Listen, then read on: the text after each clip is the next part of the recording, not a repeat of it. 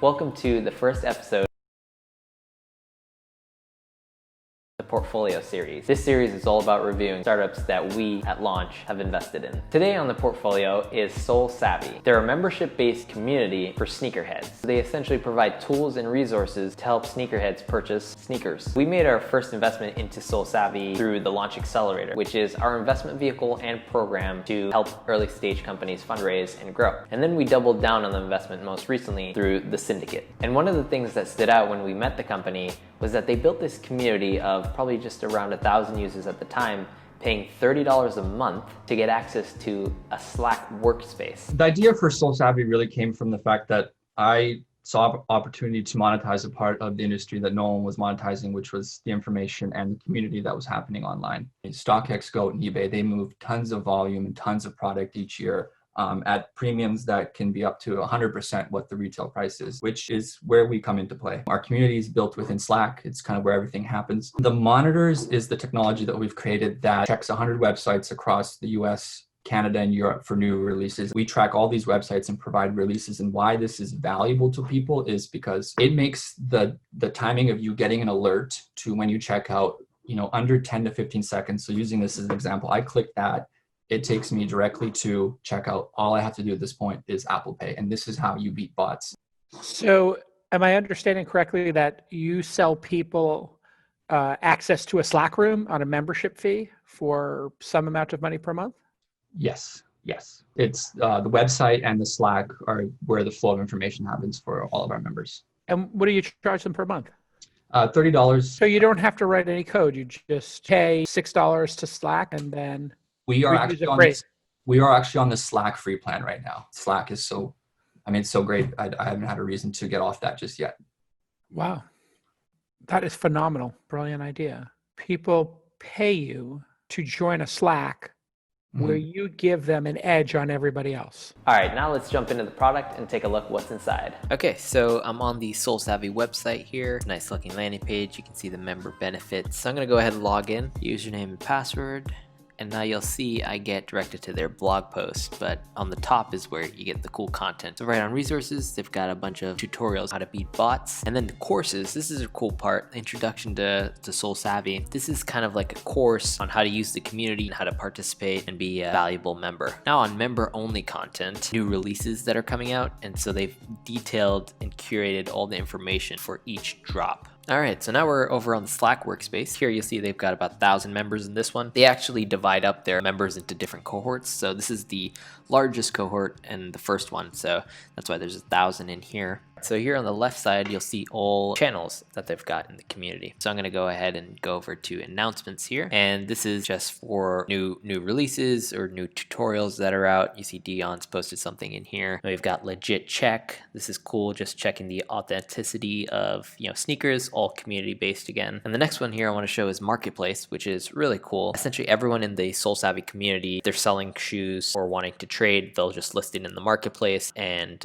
it's kind of exclusive to the community. So here we've got the app experience. It's essentially everything you'll find on the website and in the Slack community, just in a app format. Sweet. Oh, this is like the perfect backdrop. I was thinking okay, how can I do the best backdrop possible? Let's start off with how you got into sneakers and what that process was like for you. We obviously met each other in high school and you were just known as the sneaker guy. Probably, I don't know how old you'd be, but grade 6, NERD, so Pharrell's kind of alternative rock band put out Seeing Sounds, and me going to HMV and looking at music and being really big in music kind of gravitates just towards the artwork. And that's how I found out about Pharrell and eventually found out about Bape and Billionaire Boys Club, Ice Cream, and that kind of got me into Nike SB. So grade 6, so pretty early, that's when I started kind of getting into sneakers and finding it almost like an art piece thing, and then kind of just finding this entire world that I had no idea existed, this online world. But it's also really funny because at the same time, no one knows who you are. So I'm this kid in grade 6, right. All these forums, Hypebeast is a massive online marketplace. but they were forums before. So yeah, like on these online forums, I'm in like grade 6. What were you It's doing? like, were you like just like reading like conversations? You're reading conversations, you're connecting with people, you're, okay, I want to buy these shoes, but the person lives in like Delaware. You're like, okay, how do I send the money and make sure I don't get scammed? You're building this trust, but it's on through all anonymous. I think my favorite pair is just like classic red ones. You kind of can't go wrong with them. It's one of those shoes where if you wear it, everyone, someone knows, they'll look at you like, okay, he knows what he's doing. It's really cool how it's blown up so much in the past, probably like 5-10 years since the Adidas Kanye deal. Everything's kind of, now it's, when did that deal happen? I want to say maybe like 2015.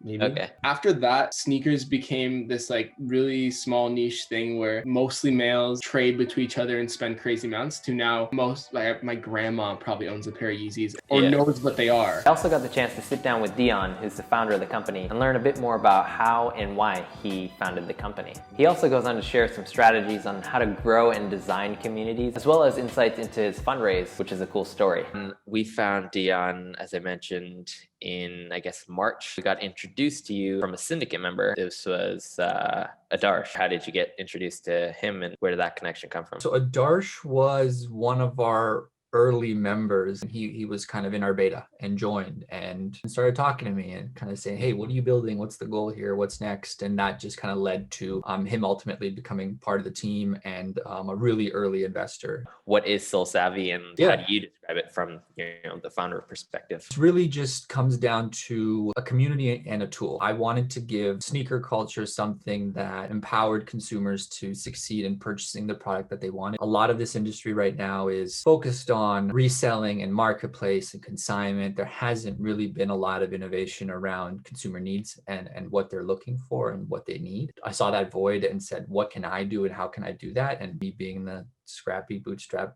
entrepreneur I am, I spun off a PayPal subscription and a Slack and just kind of got to work from there, in 2 years trying to figure out what does this company look like going forward. And around then is when we met you guys through Launch, through Adarsh, Jason, Jackie, and so forth. What's your collection like today? Like, how many shoes? What's your favorite pair? What's your most expensive pair? Yeah, my most expensive pair market value is probably the Dior Jordan 1s I have. As far as like what means the most to me, it's going to be the Yeezy Air Yeezy 1 up here in the top right corner, I think, of the screen.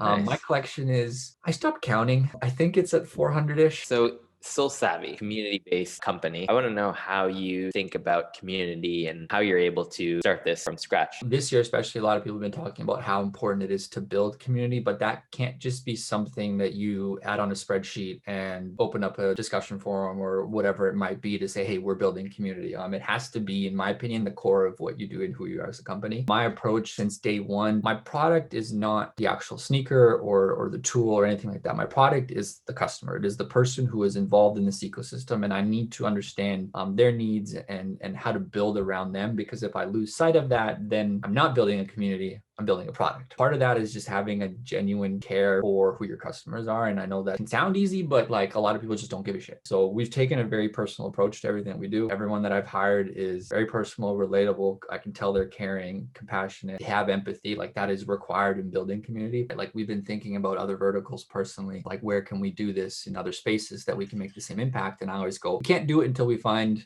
someone who is perfect for this type of role, and those people aren't easy to come by. I built community with no technology. People don't care that we're on Slack. If this took place on email or WhatsApp, it would be the same concept because we're still communicating. You just have to have that mindset of like, do not forget that there's another person on the other side of the screen at the end of the day. And I think a lot of the internet and e-commerce has forgotten that. So right now it's a Slack community. I know you're building stuff out, and so wanted to get an insight into what's coming. Where I'm trying to fill the gap for my customers is part of the journey that like we don't participate in with them. So like right now, if you look at it from a customer perspective, like the first time you see a picture of a sneaker, you're looking at it and you're thinking, oh man, I want to buy that. And then maybe you'll go talk to some friends and read some stories and engage in the community. Like that experience happens really early on with our customers. And that's where we get to know them. And that's why it helps us build that brand loyalty. Then they move on to the stage of like actually buying the product, right? The transactional aspect of going to Nike or Foot Locker or whatever the method might be to acquire that product for retail. But then we lose people. We lose people in the secondary aspect in the marketplace and secondary sales. They go to eBay or Goat or Grailed or StockX or Collect or, Instagram, wherever the hell they're buying it. And we lose them on that journey. And what I've seen over the past year, especially, is they just want to deal with us. They want to deal with other members. They want to interact with other members, and they want to stay within our ecosystem because they trust it and they find it safe, right? So that's what we're building next. A marketplace that to me is going to be the defining marketplace of social and interactive commerce that just at the end of the day is really fun. The experience of going to StockX to spend $1,000 on a sneaker is really cold, empty, and not satisfying. So if you are going to spend $1,000 on a sneaker, how do we make that enjoyable and fun and some sort of experience? Because like the analogy I've been making is we used to go to malls, walk around the mall with friends for an hour, not buy anything, kill a bunch of time, and have fun ultimately, right? How do we make that happen in 2021? And again, the driving factor of our marketplace is not going to be the transactional aspect. It's going to be you showing your collection, what's available, what's not, what you've purchased, leaving feedback and comments, telling your story from your profile. Again, my product here is you. When sneakers are your product, you're at the mercy of brands and retailers to define the flow of the marketplace, whereas if your product is the people, they will thrive and feel like they're a part of it. So that's, again, the approach I'm taking with marketplace. And I have a lot of interesting things that we're working on, but that has to stay low-key. Stay lucky. Yeah. Awesome. We were talking about this earlier, the way you've designed your onboarding, which is super impressive. And I think it's really interesting because you're able to also control growth, kind of how Superhuman has done theirs, but yours is a community. So I want to know how you're doing that right now. Person goes to the SoleSavy site, they can't sign up immediately. Is that right? Yeah. So we work on a waitlist basis for a variety of reasons. One of them is the fact that like we need to control the flow of signups, and we also need to have an opportunity to vet and filter out people who we don't think are a fit. Like one of them is like resellers are not welcome within the community, right? This community is for the actual consumer who wants to buy and then wear a product. A reseller I define as someone whose sole intention is to buy multiple versions of the multiple items of that product and resell it for a profit, whereas we're trying to get the shoes onto people's feet. Another part of it is some people just are not a good fit for community and might be looking to exploit that, right? So there's some things in place that kind of work to identify who those people are and potentially remove them and help us make sure we bring in the right customer to our platform. Because for me, it's not about adding 1,000 customers tomorrow. It's about adding 1,000 customers who are perfect for what we do, so we can keep our churn down and make sure the community thrives as it grows, instead of just saying like, hey, we added a bunch of people. From a cohort perspective, we don't dump 3,000-4,000 users in one Slack chat and let them talk. That's just, think about that. It's chaos, right? It's why I don't think Reddit works, and why Reddit has, sneakers subreddit has 2 million accounts in it, but at the most active it's like 2,000, right? But you don't feel like you're a part of something when it's that large. So the approach we've taken is cohorts of communities. So it's like, if our first original 1,000 customers are still in their own community, they all know each other. Are these separate Slack instances? Yeah, they are. Yeah. Gotcha. So they don't even know of the thousands. They're aware, but like, does it matter when the way I think about it is like a college campus, right? Like, I went to Harvard, I went to UCLA, like this, those are the groups, and you get to know everyone, right? You build a social equity within your community because you recognize faces, display pictures, names, icons, you get to know sneaker sizes, what cities they're in. Like you build actual friendships because the circle is just big enough that there's opportunity for you to grow your social reach without you getting lost in the noise of thousands of people in one community, right? So that's the approach we've taken. We're on our 5th community, and that is brand new users who have never heard of SoleSavy, right? So they need a lot of care and attention to, again, nurture that community and build them up. Whereas our very first community is like, I call them the veterans from 2 years ago. Like they're successful, they're organized, they understand everything. There's no questions, they're self-sufficient, zero churn within our first 2 communities because we've churned everyone out. How many, if you want to share this, you don't have to, how many users, paying users do you have right now in the community? I believe we're at 3,500 right now. Amazing. I have not checked. It's, end of the month. I drift off, but we're over 3 for sure. We're under 35. We've been growing nicely, steadily kind of throughout the year. How do you think about pricing? So we ultimately settled on $30 a month for the simple fact that it was about $1 a day for as much time that we were going to put in daily and as much value that we were going to give users, asking you for $1 a day felt fair, because this is like, we are engaged every single day of the week. There's a lot of stuff happening, and this is a premium product. If you're building a premium product, don't discount it. You will get a premium product and premium support from that. This is what it's worth, and that's it. If this is not a part of your lifestyle or you can't afford it, I totally understand that, but this is what we've created. This is how much time it takes us and how much value we think we can bring to your life in a variety of different ways. You know, when I was fundraising early on, they're like, are you insane? You're charging 3 Netflix subscriptions for this? Like, no one's going to do this. I'm like, how many times have you watched Netflix this month?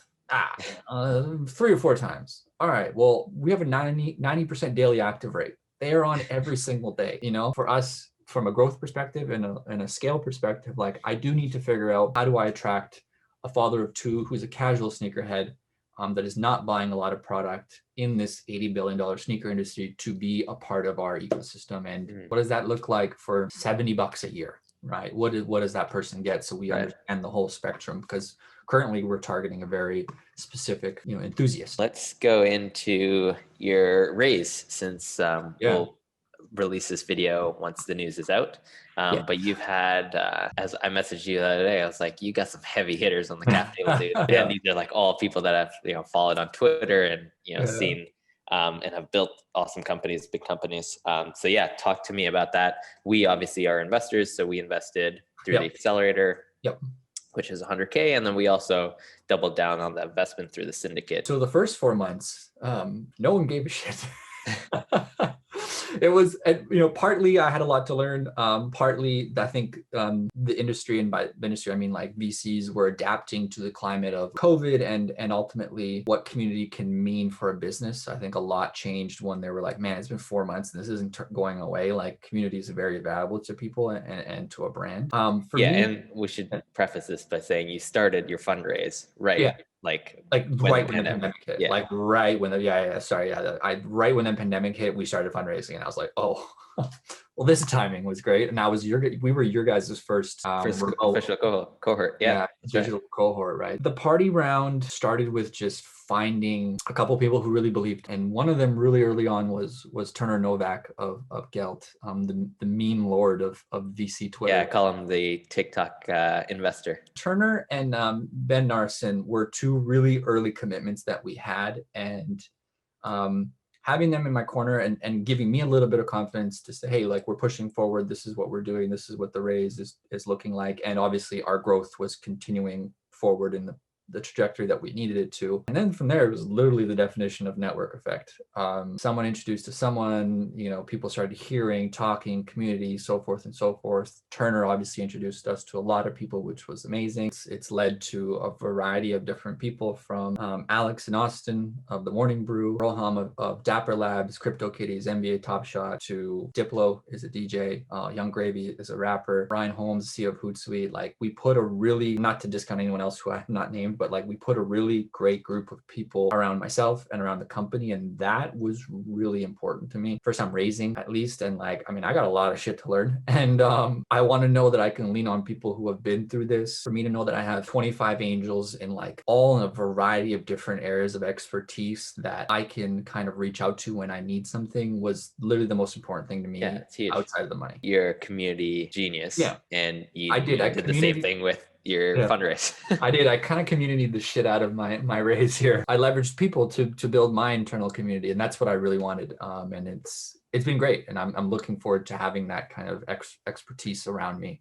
Just as we close, what's next for SoleSavy? 5 to 10 years. Where do you see the company? Where do you want to take the company? I really want to create an end-to-end platform to the point where when someone thinks about sneakers and communities or different communities, they think about the Savvy brand and SoleSavy. When you think about sports, people think about ESPN, right? I want to build a global brand that has an impact in people's lives, connects people who have similar interests and similar touch points, brings them together and gives them a place where they can feel heard and participate. And ultimately just, again, it just comes down to just having fun, because I think the internet hasn't fostered that as much. And I don't know what the answers are to that product. My approach here was finding the audience to prove that they wanted this. And now it's about building that product. So for me now, I'm really thinking about the next year, which is like, I need to put the team around me, underneath me, so that we can start strategizing and executing on that. Because while we have an idea of what some of that will look like, obviously there's a lot of work to do to build this interactive and social commerce platform. If you made me really just summarize it as short as possible, I'd say like eBay 2.0, kind of where we're headed, kind of a modernized version of that takes in account community. Super cool, man. Well, appreciate you taking all this time and chatting with me. Continued success. It's been awesome seeing the company grow over this year. Yeah, thank you. I appreciate it. It's been a lot of fun, hard work, but I've enjoyed it all. All right, that's going to wrap up today's video on SoleSavy. Thank you so much for watching. All the links to anything that I mentioned will be below. Make sure to hit the subscribe button and like the video if you want to see more.